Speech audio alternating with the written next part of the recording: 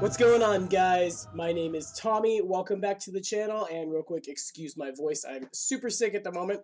Welcome back to another episode of Wednesday Afternoon Worship. At the request of Mr. Adam Spain, we'll be covering some Tian Sha deities, some deities from the Dragon Empire's Pathfinder's Far East equivalent.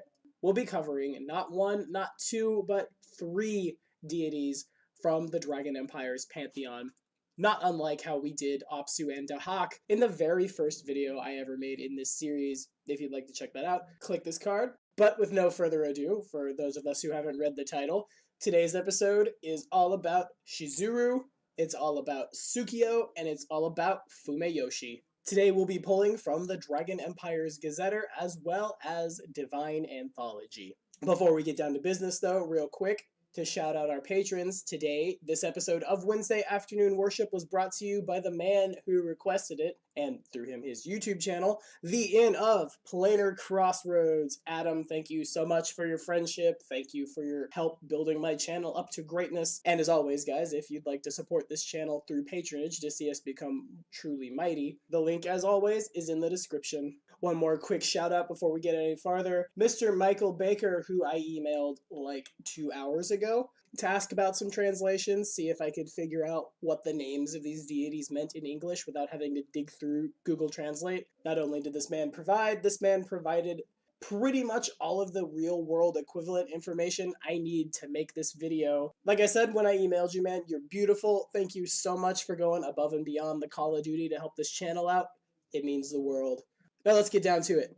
So we've all heard the story of the sun and moon being lovers, how they never get to see each other, constantly are chasing each other throughout the heavens, and only are able to meet during something like an eclipse, right? Of course we have. In those myths, we see the story of Shizuru, Tsukiyo, and Fumeiyoshi.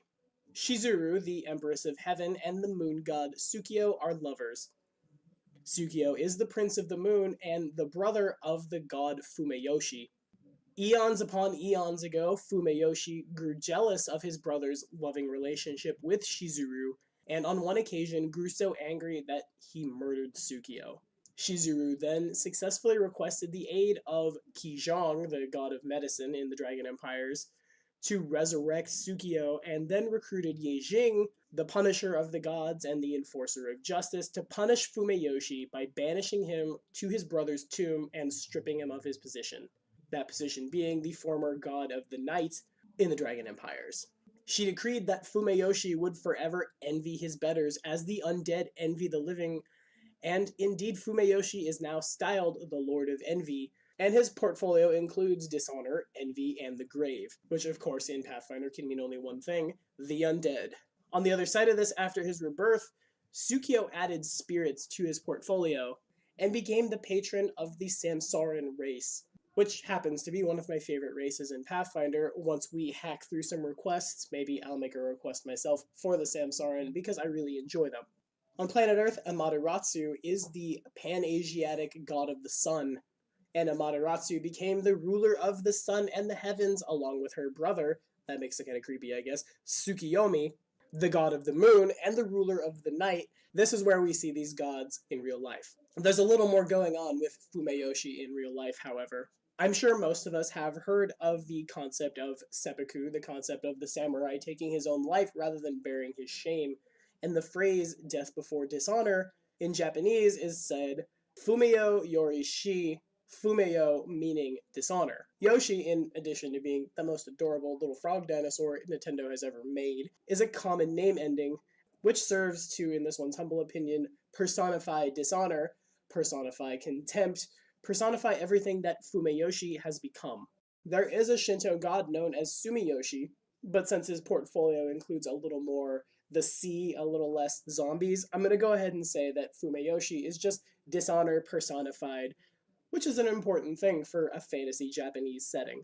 Real quick, before we start talking about the sweet nitty-gritty stats with these guys, let's talk about each of them individually. Shizuru is the Empress of Heaven, goddess of ancestors and the sun. She's also the goddess of honor and swordplay, and the patron of samurai and other honorable sword fighters across the Dragon Empires.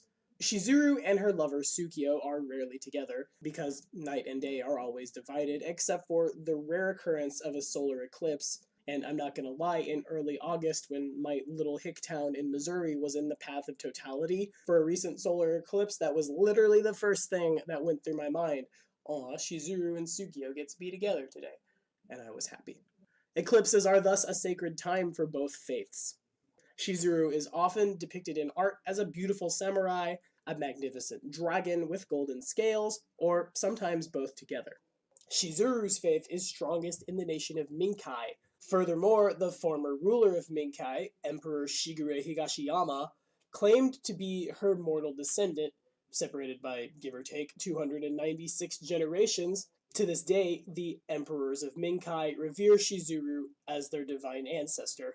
In all factuality, Shizuru took on her draconic form and granted the 5 imperial families of Minkai the divine right to rule. This authority and blessing was made manifest in 5 imperial seals, one for each family. 12 years later, the Taikoku shogunate was created, the shogunate sometimes being called the First Kingdom of Minkai. Shortly after, Shizuru blessed the Taikoku family by granting them the right to rule all Minkai over and above the other 4 imperial families.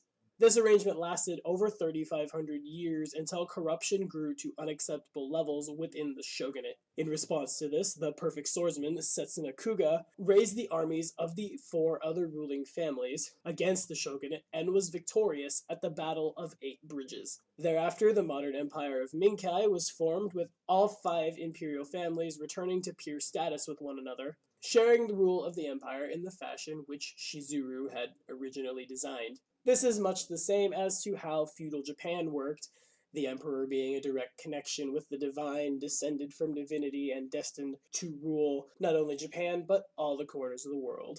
Of course, the largest and oldest temple in Kasai is devoted to Shizuru, and it is known as the Temple of the Sun's Blade.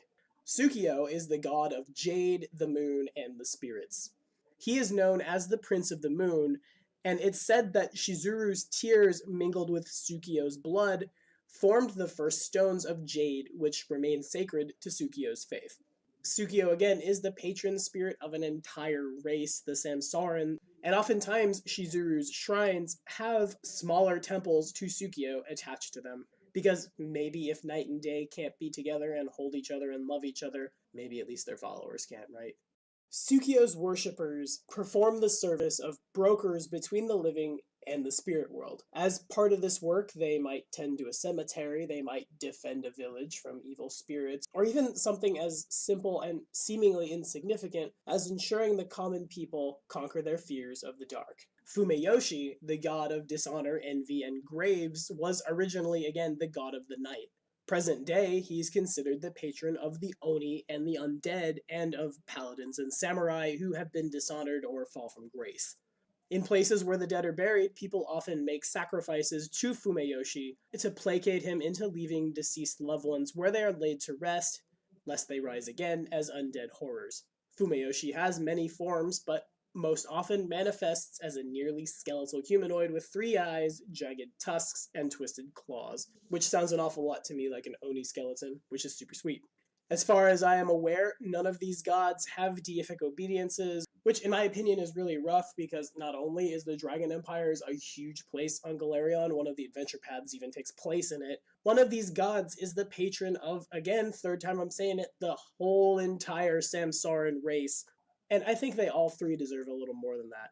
If somehow I were to become just magically an employee at Paizo at like the upper echelon, I think the first thing I would make, and as a player, one of the first things I would love to see, is a good or even neutral equivalent of the Book of the Damned. If you haven't read it, it has a bajillion entries for demon lords, daemons, archdevils, all that fun stuff, and they're complete with deific obediences that are almost always all killer, no filler. Though the Book of the Damned does miss certain deities like the Osirian Pantheon and the Dragon Empires, it does include Lamashtu and Asmodeus. I see no reason why these deities can't also be covered, so hey, Paizo, if you're listening to me right now, make it happen. Shizuru is lawful good.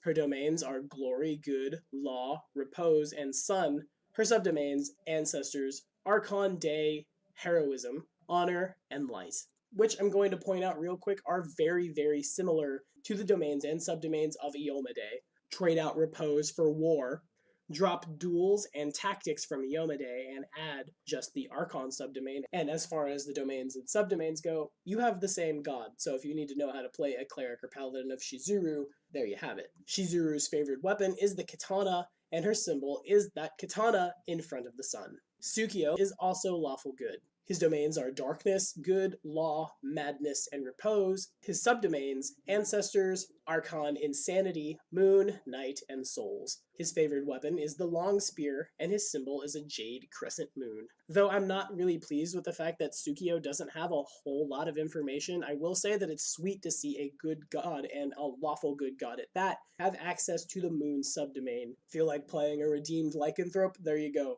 Hail Tsukiyo. Going down to Evil Town, Fumeiyoshi is neutral evil. His domains are death, destruction, evil, repose, and war. His subdomains, blood, daemon, souls, rage, tactics, and undead.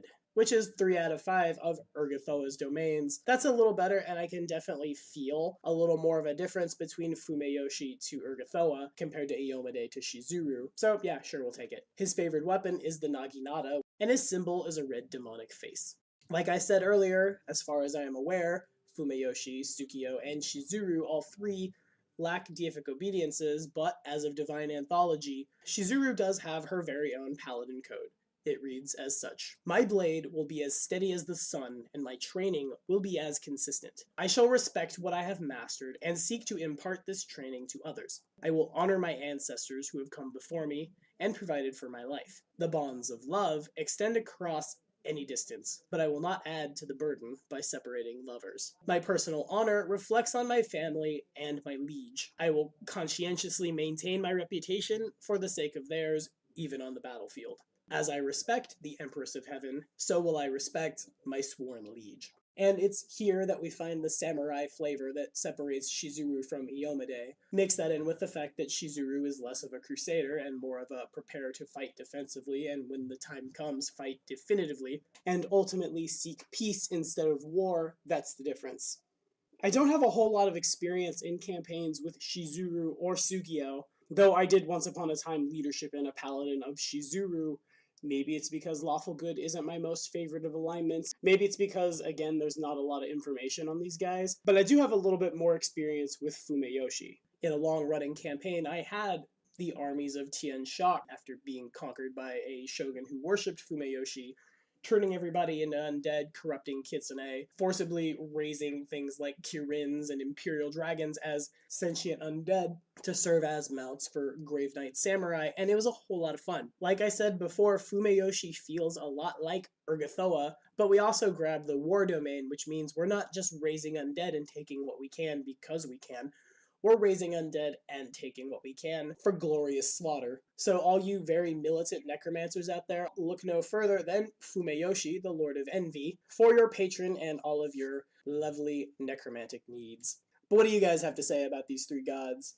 Have you ever used them? Have you ever used any of the gods in the Dragon Empire's pantheon, not counting the ones that convert over to the Inner Sea? Let me know in the comments below, as always, and we'll keep that conversation going. Be sure to like and subscribe for more videos. The next episode of Wednesday Afternoon Worship, where we cover the Lady of Graves, Pharasma, drops next Wednesday.